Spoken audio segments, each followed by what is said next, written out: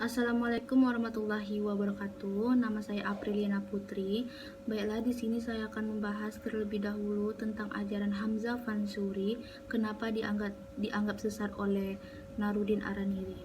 Pada abad ke-16 dan 17, pengaruh dari kekuasaan kerajaan Aceh telah sangat terasa di Kepulauan Sumatera. Jadi, Narudin Araniri merupakan salah satu ulama pendatang yang ikut mewarnai perkembangan Islam di Aceh. Jadi agenda besarnya adalah meluruskan pemahaman Islam yang telah disebarkan dahulu oleh Hamzah Fansuri dan Syamsuddin. Ajaran ini yang dikenal dengan ajaran Wujudiyah yang dengan pemikiran sofistik.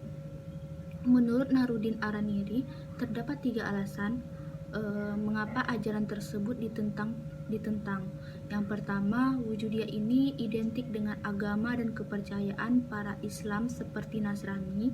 Yang kedua, ajaran Wujudiyah sama dengan ajaran sekte-sekte sempalan dalam Islam pasca Rasulullah wafat seperti Mu'tazilah dan Quduriyah.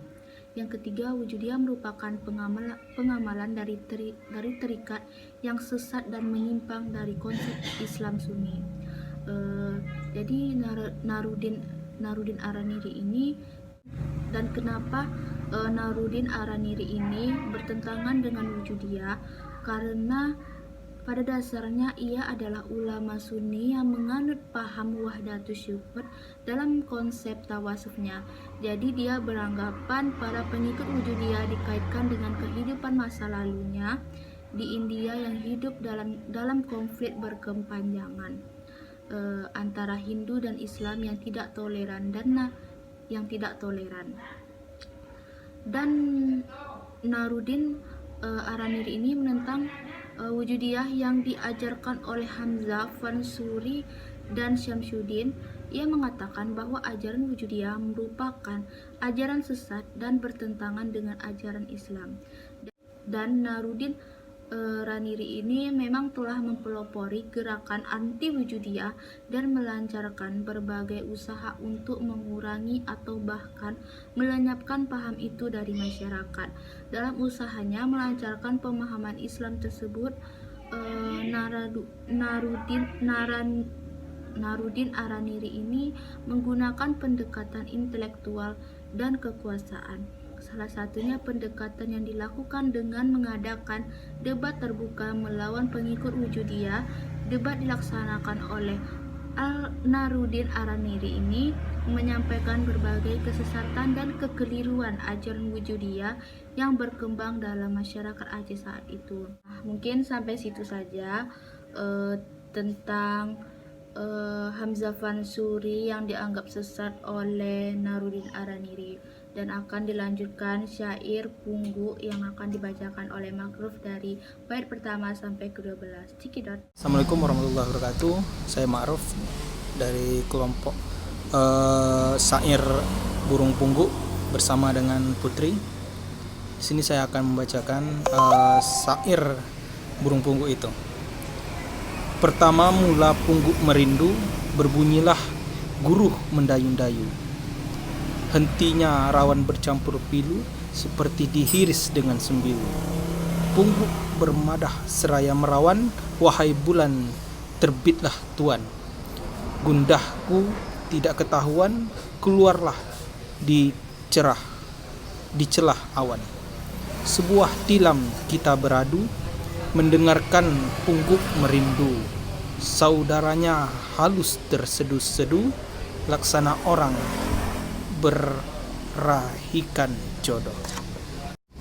Kalau dari pendapat saya tentang syair ini, maknanya cukup dalam, yaitu dia menceritakan tentang sebuah kerinduan ataupun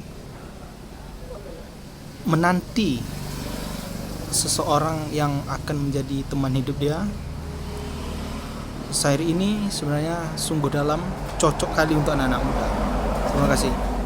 Nah, itu dia yang dibacakan Makruf tadi tentang syair Burung Punggu dari bait pertama sampai ke-12 tadi, dan akan dilanjutkan oleh saya sendiri. Pungguk merawan setiap bulan 9 ditun, berlompatan bulan mengandung di sebelah lautan. mendengarnya bersambut-sambutan. Di atas berasa berapa lama, gilakan cahaya bulan purnama, jikalau bulan jatuh ke ramah, di manakah dapat pungguk bersama? Pungguk bermada, seraya merawan, wahai bulan terbitlah tual. Gudahku tidak berketahuan, keluarlah bulan tercela awan. Jadi di sini dari syair yang dibacakan Makuf tadi sampai saya juga di sini syairnya itu tentang burung pungguk syair burung pungguk yang tergolong dalam kesustraan Melayu klasik atau dalam sastra rakyat yang berbentuk puisi atau syair. Usianya sudah terlalu tua dan dikaitkan di suasana masyarakat tradisi. Syair ini mengisahkan satu percintaan yang tidak berjaya karena perbedaan status. Ia dapat dikaitkan dengan kiasan yang mengatakan seperti pungguk rindukan bulan, yang bermaksud sebagai seorang pemuda yang merindukan gadis yang mempunyai kedudukan yang lebih tinggi daripada sehingga menempuh kegagalan. Ceritanya adalah tentang burung pungguk yang rindukan bulan yang jauh lebih tinggi daripadanya. Setelah burung pungguk itu tidak ditolak dan tidak juga diterima, tetapi pungguk hanya boleh memandang putri bulan dari jauh. Putri bulan selalu pergi ke taman indah dan pungguk pergi ke taman itu atas bantuan burung cendrawasih. Burung pungguk dan putri bulan dapat berjumpa dan melepaskan rindu mereka. Perkara itu diketahui oleh Garuda. Garuda membunuh burung pungguk dan bangkainya dibuang di sungai. Dari bangkai burung pungguk itu lahir cendrawan seperti hewan hidup. Sejak itu pungguk merindukan bulan dan setiap malam terbang mendekati bulan. Jadi di sini dapat saya simpulkan sendiri bahwa syair-syair ini seumpamanya ini amat banyak dan menjadi kiasan kepada kehidupan manusia yang menghadapi kegagalan dan percintaan. Seperti pesan yang disampaikan oleh Makuf tadi, ini cocok untuk para anak muda zaman now sekarang. Mungkin itu saja dari kami. Maaf jika banyak kesalahan. Wabillahi taufiq wal hidayah. Assalamualaikum warahmatullahi wabarakatuh.